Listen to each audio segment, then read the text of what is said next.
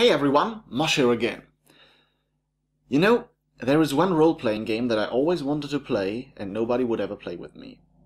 It's called Paranoia. Why would nobody play this with me? Well, simple. Everybody is afraid of me backstabbing them. I don't know why. Maybe because I'm just a backstabby personality. However, people were dumb enough to play a game with me called The Resistance. Nobody really liked the game because at first we didn't really work with the social aspect. We played this very gamey. You know, we had the cards. Okay, who goes on mission? Cards and blam, and okay, we won the mission, we didn't win the mission. It is a very social party game and we just played it very gamey, as I said. I liked it, not many people else did. But it's still a good game, and it's still a good game to play when we have a lot of company. And while my friends didn't like it very much, I thought that maybe a change of theme would help. And as I personally am a huge high fantasy nerd, and we have a lot of history nerds and quite some historic fantasy nerds, this is what I pre-ordered from Indie Boards and Cards for Essen. This is The Resistance Avalon, which is The Resistance rethemed into a, well, Avalon setting, a King Arthur setting. So, let's get out the backstabbing knife and have a look inside. There is a promo, actually there are two promos for the game, which I also got, which would be Lancelot. You're never sure where Lancelot stands with his loyalty. And Excalibur, and I don't know what Excalibur does, but you know what? It's Excalibur. Okay. The Resistance. Avalon. By the way, this always confused me. Because it says Don Eskridge's The Resistance, and then in huge bold letters it says Avalon. I think the official name is The Resistance Avalon. But to me it always read like just Avalon. Okay, done with it. Secret identities, deduction, and deception. Now let's sail off to the Isle of Avalon and see how it's made. This is a rulebook. It feels like toilet paper, just like the other rulebook did. I'm sorry when I said this, but it feels really thin and flimsy. And it actually it does feel like the cheap toilet paper that that the store next door sells. And this is not meant to be, you know, this is not... It's not really a big criticism. It's just, that's what it feels like. And it's for reading. Yes. Okay. Wait. Now, before I get into the components, let's have The Resistance out, and let's see. Now, this is the German version, this is the English version. As far as I'm concerned, they are multilingual, at least my German version is, so that's not a problem. Okay, so this is, by the way, the second edition. So, this is a mission thingy from The Resistance. This is for 10 players. And we have the same for The Resistance Avalon. It's exactly the same. Actually, The Resistance Avalon cardstock feels a bit thicker. And it looks a bit thicker too. So, for now I would say this has a bit more staying power. Also, and I'm just saying that, it looks and feels like a mouse pad. Make of that what you will. So basically this is the very same thing, just rethemed from a dystopian cyberpunk future to, well, King Arthur. Putting this away. Now we have who? Now this is interesting. Let me take out the components for a second. The insert is a little too small. question. Is it the same insert, and is the box a different size? No, and actually, now that I look at this insert is a little too small too. What a finding. Okay, these are the cards. Stack is about the same size. Now, these cards should really be sleeved, because if there is one mark on it, you're basically done with the game. Let's open it up without marking the cards. It would be awesome. And let's have a look at them. Now, what we have here are... Oh, okay, this is the backside. These are your rolls. What do we have? We have Merlin. We have Percival. We have Morgana. But we have different roles, and aside from the important people from the different roles, we also have a loyal servant of Arthur, and the minions of Mordred. Okay. They have different abilities. The minions and servants have no ability at all, and the roles actually have abilities. The cards are thick enough, they feel nice, and they have this linen finish. Now, if we look at the roll cards... Whoop. Where are my roll cards? Well, if we look at the cards from the Resistance,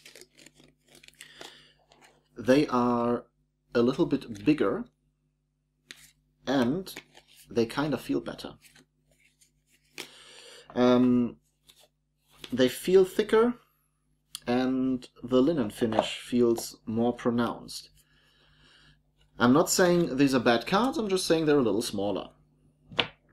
Now, we have the rolls, we have... Okay, these are swords, these are... Yes. These are fail cards and success cards. They have a little symbol on it. The fail card can only be played by the minions of Mordred, and the success card can be played by everyone. So this is one of the basic rules of the game, and I would hope that every player knows this rule. Last but not least, we have cards which I don't know what they do. We have a Mordred card and a Arthur card, and I'm sure they do something. Now, here are the tokens. The thing is about this, the cards can never be marked. The tokens, well, I will show you something. This is my Resistance copy. And these are the voting tokens. As you see, mine, or as you may see, mine are already heavily marked. So we can't just put them in the middle, because then everybody says, "Ha ha, he voted against it!" You can see this on the marks. So what we do is, we hold them in our hand. This is a good way to, you know, simply ignore the marks. I would really be unable to play it otherwise. Not that I want to cheat, but I know the marked cards. I know the marked thingies, and that's not good. So, yeah, that's just a little tip on the side. We're talking about tip. Let's tip over this bag. Tipped it out. Great. So this is... I suppose this is a marker for the Lady of the Lake. She is slightly wet and pretty frigid, I would assume. It's thick cardboard, just like the resistance markers, and I would guess this is the current player. In the resistance, there is always a player who sends other people on missions. I suppose that the Lady of the Lake marks this player. In the resistance, you have a leader. Yeah, this is... oh, okay. They're somewhat, yeah. These are ballot cards. They have this bag on the back. And you can cast your ballot in favor or against a decision. They seem to be the same cardboard stock as the resistance markers, only they are smaller. Let's quickly sort through the markers. Okay, we have a shield here. This shield... there's another shield, okay. I'm just guessing that the shield markers are for the people going on a mission. Yeah, well, there are only 3 so far, though. I don't know. More ballots. Okay, now we have King Arthur's crown. Maybe I was wrong about the Lady of the Lake. Maybe this is King Arthur, maybe this is the starting player, maybe this is the guy who decides who goes on the quests. I don't know. Ballots, ballots, shield, ballots. This is a vote track marker. Oops.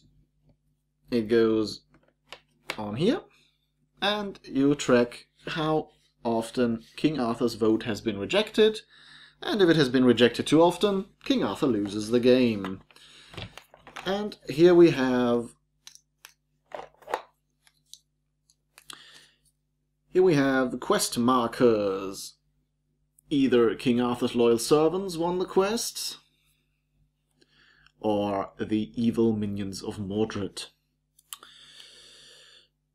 So far, the components are very, very similar to the components of the resistance.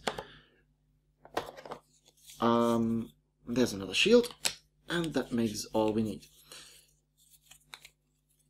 I see no real difference, let's be honest. They have cardstock that's a little thicker, and, well, that's pretty much it. So if you want to play a game, I would say just decide simply based on the theme you like. There is, however, one difference. The main difference is Avalon has role cards.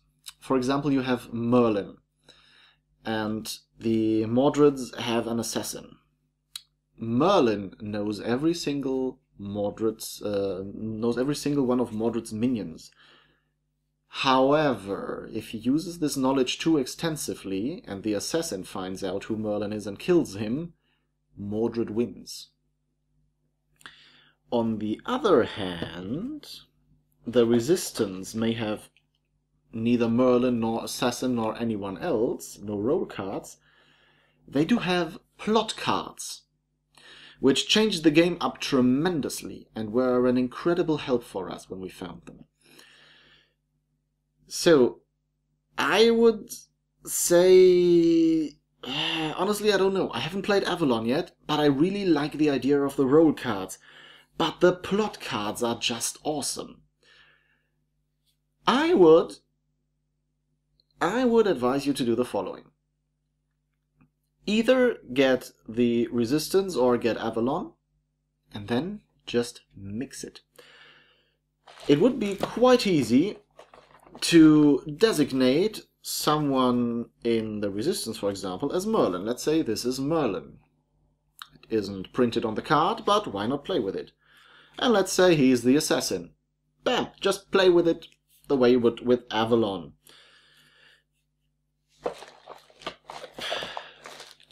Of course, you could always play Avalon with the roll cards and just simply get the plot cards, which allow you to change the game rules. Well, at least change them a little. For example, we have this plot card. You can choose another player to submit the mission card face up. This is a huge deal. This hugely changes the game. It's not in Avalon. These are, by the way, these are distributed by the leader. And he can't give any to himself. So if there are good cards, he better be sure who the loyal, well, not the loyals, who the rebels are, because the rebels are trying to win. This is established confidence. The leader must show their character card to a player of their choice. And now remember that the leader is the one giving away the card. Well, what I'm saying is the plot cards make a huge difference, make the game very, very interesting. But I love the rolls. But I love the plot cards. The rolls. The plot cards. You know what? Just get both. They're not really that expensive, and you know what? Just get the plot cards here, get the rolls here, combine it, and enjoy your evening with your friends, backstabbing them to your heart's content. Thank you very much for watching. My name is Mosh, and I'll see you next time.